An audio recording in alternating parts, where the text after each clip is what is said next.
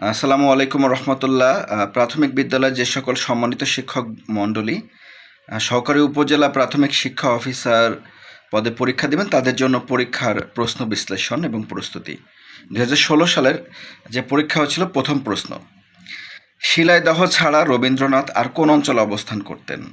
কুমিল্লা, পতিশর, খুলনা এবং সাভার। এখানে উত্তরটি আমরা ব্যাখ্যা করব, তারপর বলবো। তো ব্যাখ্যা হচ্ছে, নওগাঁ জেলার আত্রাই উপজেলার নাগর নদীর তীরে রবীন্দ্রনাথ ঠাকুরের স্মৃতি বিজড়িত গ্রাম পতিশর।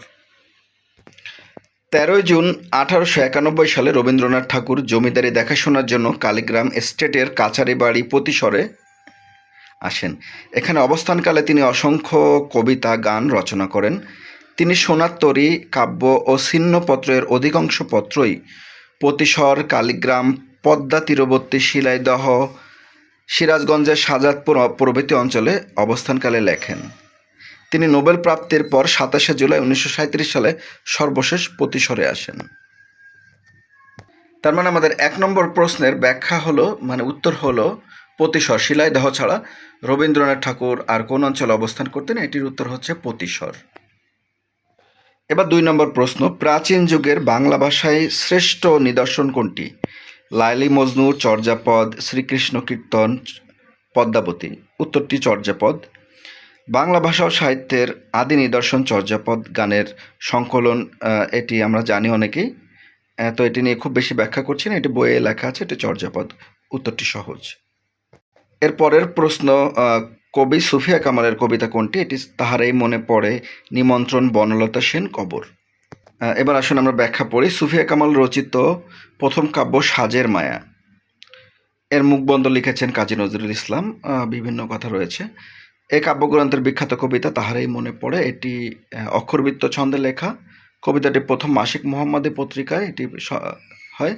জসীমউদ্দিন রচিত কবিতা কবর এবং নিমন্ত্রণ। জীবনানন্দ দাশ রচিত কবিতা বনলতা সেন। কোরমা শব্দটি কোন ভাষা থেকে আগত? এটি উত্তর হচ্ছে তুর্কি। আমরা আরও জেনে দেব, বাংলা ভাষায় ব্যবহৃত তুর্কি যে শব্দগুলো আছে, আলখাল্লা, উজবুক, উর্দু, কাচি, কাবু, কুলি, কুর্নিশ, কোরমা, খোকা, চাকু, এইগুলোই হচ্ছে, এরকম কয়েকটা আছে, সওগাত। দয় ধ, এটি কোন দুটি বর্ণ? আমরা জানি দয় ধ, ঠিক আছে। যেমন বদ্ধ, যুদ্ধ। রবীন্দ্রনাথের শেষ কাব্যগ্রন্থ হচ্ছে শেষ লেখা। আমরা একটু পড়ি। রবীন্দ্রনাথের শেষ কাব্য কী কী আছে, এগুলো পড়লে আমরা এখানে ব্যাখ্যা রয়েছে, দেখতে পাচ্ছেন, এর মধ্যে আমরা পেয়ে যাব। এরপর রয়েছে কোন গ্রন্থটি বেগম রোকেয়ার লিখিত নয়? আমরা এখানে দেখছি পদ্মাবতী হচ্ছে আলাওলের, এটা খুব জনপ্রিয়, আমরা ব্যাখ্যাও পড়ছি এখানে।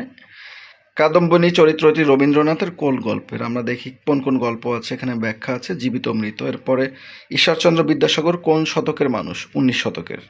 আমার ভাইয়ের রক্তের আঙান 21শে ফেব্রুয়ারি, সুরকার হচ্ছে আব্দুল গাফফার চৌধুরী। স্বাধীনের এই যে সন্ধি বিচ্ছেদ, সহযোগ অধীন। মাইকেল মধুসূদন দত্তের মহাকাব্য মেঘনাদবধ কাব্য। জসীমউদ্দিনের কাব্যগ্রন্থ রাখালি।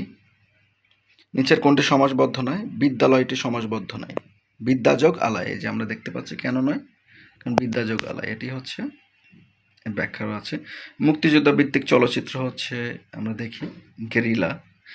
বাংলা সাহিত্য অমিত্রাক্ষর ছন্দের প্রবর্তক হচ্ছে মাইকেল মধুসূদন দত্ত। নুরুল দিনের সারা জীবন কোন ধরনের সাহিত্যকর্ম? এটি কাব্যনাট্য। এখানে নুরুল দিনের একটা ব্যাখ্যাও আছে, দেখুন। নিচের কোনটি শুদ্ধ? এখানে দেখতেছে যে মুহূর্ত, বিভিন্নভাবে লেখা আছে।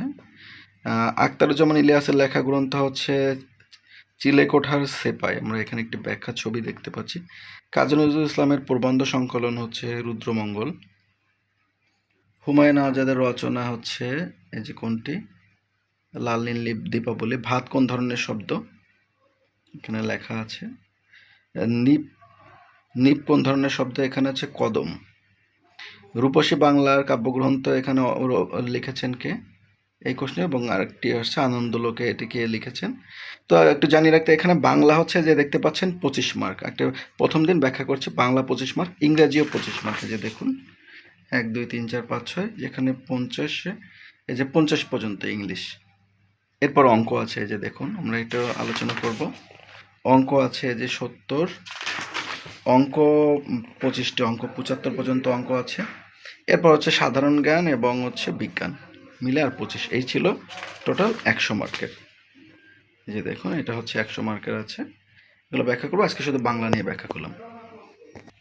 তো এভাবে প্রতিদিন আমরা ব্যাখ্যা বিশ্লেষণ করব। আমার এটি আপনারা যারা যুক্ত থাকবেন তাদেরকে সকলকে ধন্যবাদ সবাইকে।